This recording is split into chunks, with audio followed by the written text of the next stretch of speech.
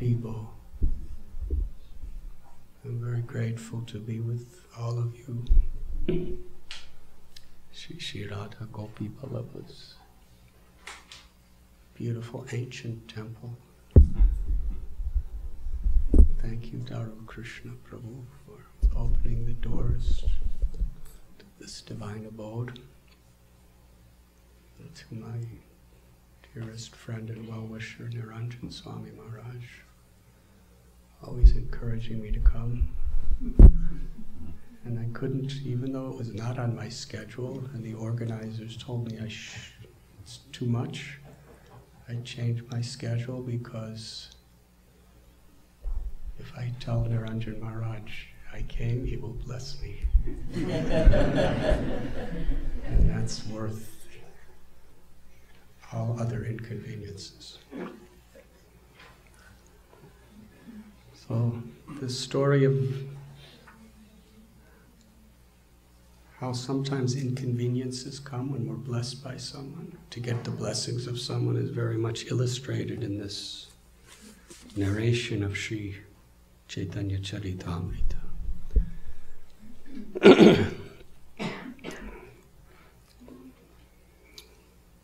The scene is during the travels of Sri Caitanya Mahaprabhu with just a few of his associates from Shantipur to Jagannath Puri. Sri Caitanya Mahaprabhu had just taken sannyas, Makara Sankranti time, 500 years ago from today. And afterward, he was enthused to go to Vrindavan. But on the way, Nityananda Prabhu was feeling the anguish of separation in the hearts of all the devotees in Navadvip area. So by his own means, knowing the heart of Sri Caitanya Mahaprabhu, that ultimately he is more concerned with pleasing his devotees than doing what he wants, he arranged for Lord Chaitanya to go to Shantipur without even knowing it. How is it that the Lord that is all-knowing didn't know it? If the Lord can do anything, then it was within his means to not know something, while still knowing it, for the sake of heightening the intimacy and the ecstasy of his lila of love with his devotees.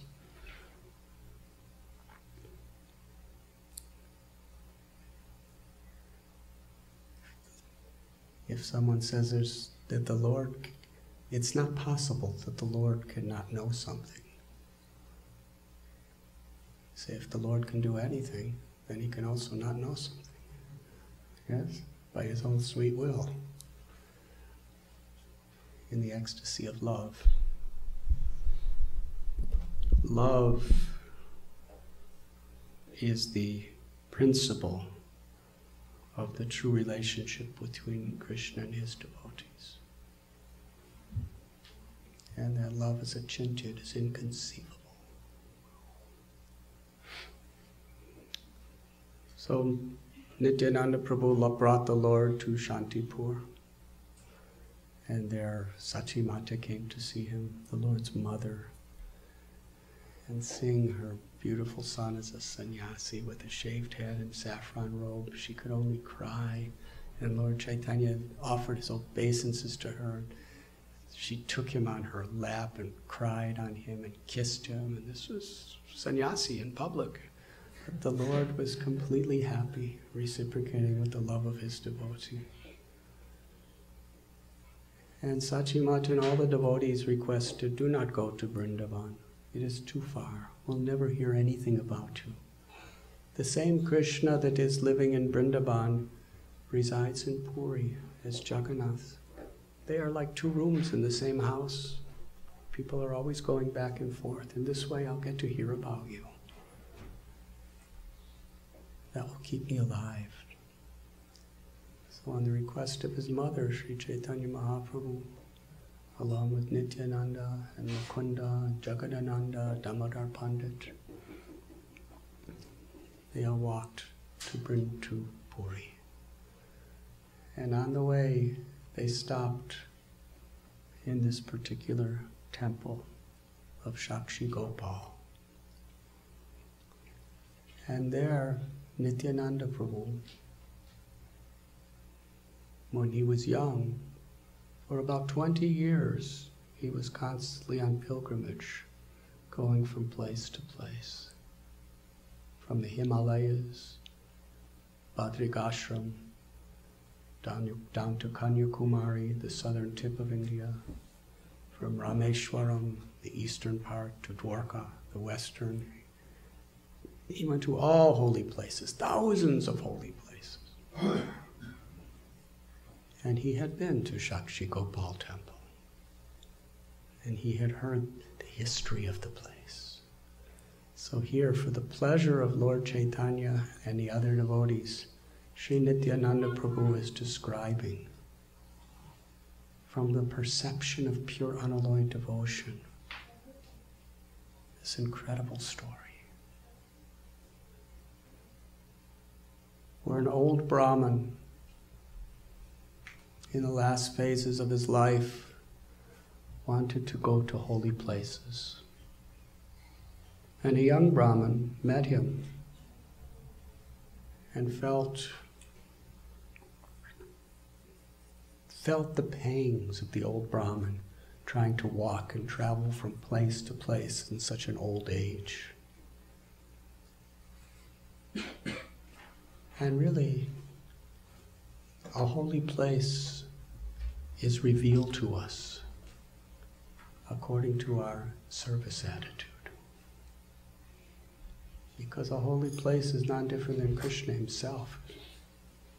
It's Krishna's place. Yeyatamam prapadyante tam stataiva bhajamya. Krishna reveals himself according to our surrender. Bhaktya tvananiya shakya aham evam vidorajana. Only by unalloyed, unmotivated devotional service can I be seen as I am. And similarly, a holy place is the same. Krishna reveals the glory of a place of pilgrimage according to our surrender, according to our selfless spirit of devotion. Some people go to Vrindavan and they see sewage and hogs and Brijabasis trying to cheat you and get more money than what you're supposed to pay. They see traffic. And other people go and they see each little weed that may be growing in the ground is a kalpavriksha. They see the soil as chintamani, spiritual substance. They see Radha and Krishna. In feelings of separation, they feel them everywhere. It's just according to our devotion. So this young Brahmin, he was serving this elder Brahmin who was a great devotee. And even though he didn't have to do that, he wanted to, out of love. And he accepted so many inconveniences and hardships just to serve this old Brahmin. Menial service. And eventually they came to Vrindavan, the holiest of all holy places. And the nature of a great Vaishnava is to be grateful. The old Brahmin was not just expecting the young Brahmin to do things for him. He needed his help, desperately. And the young person, without asking anything in return, just wanted to serve a Vaishnava. The elderly Brahmin was so grateful, because love is reciprocal. Love is not about taking. Love is about the reciprocation of giving and receiving. He wanted to give the best thing he had to this young Brahmin as an expression of his love and gratitude.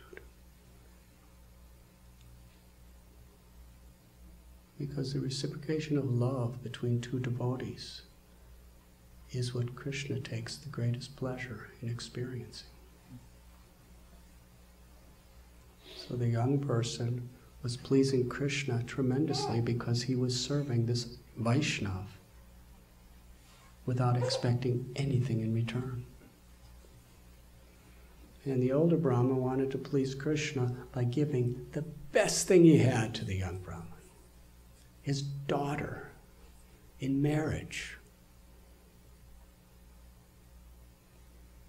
The young Brahmin said, I don't want your daughter. I just want to serve you. I don't want anything in return. But the elder Brahmin so deeply wanted to give his daughter, to show his gratitude, to reciprocate with love. So they were both, Prabhupada explains, they were both pure devotees. The young Brahmin didn't care anything about a daughter or getting married, but he was willing to accept just to reciprocate with the love of this older Brahmin. But he warned him. He said, I'm coming from a low caste of Brahmins, and you are coming from a very aristocratic caste. Your family will never, ever accept this kind of marriage. Because in those days in India, the caste conception was very strong. In many places, it still is, especially when it has to do with marriage.